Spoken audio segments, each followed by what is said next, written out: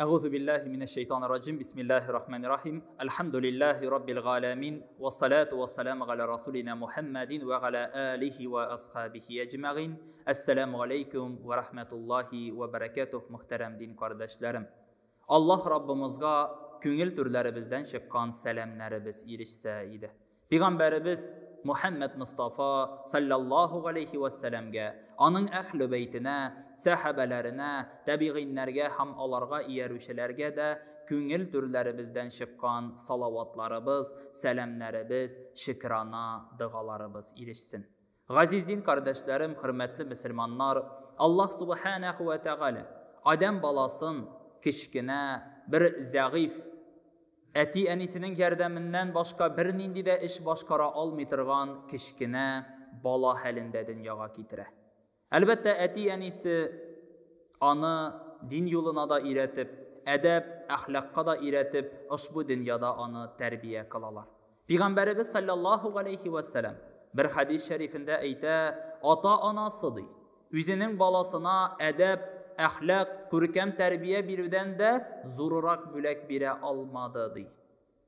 Yəni Peyğəmbərimiz sallallahu aleyhi və səlləm şu hadisi arqılı biz bəndələrə yetkirə, balalarımızı tərbiyələgəndə, görkəm tərbiyəli olub, ədəb, əxlaq düşüncəsinin irətini bizning üstümüzə buruş etib yüklik.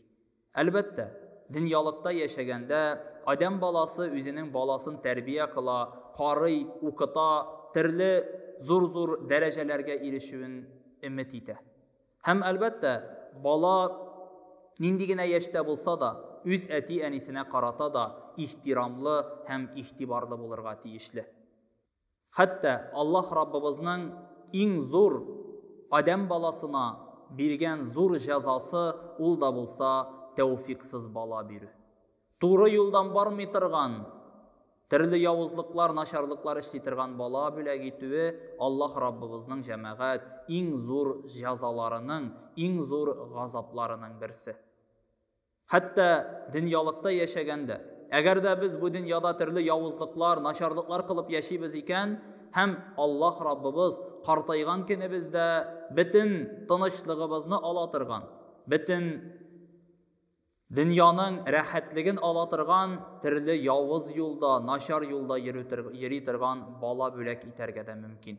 Şuna görə dünyalıqda yaşaganda hər birimiz də Allah Rabbimizin qoşqanların ötəb, tıyğanlarından tıyılıb, imanlı, tevfikli, hidayətli balalar tərbiyələrə Allah nasib etsə idi.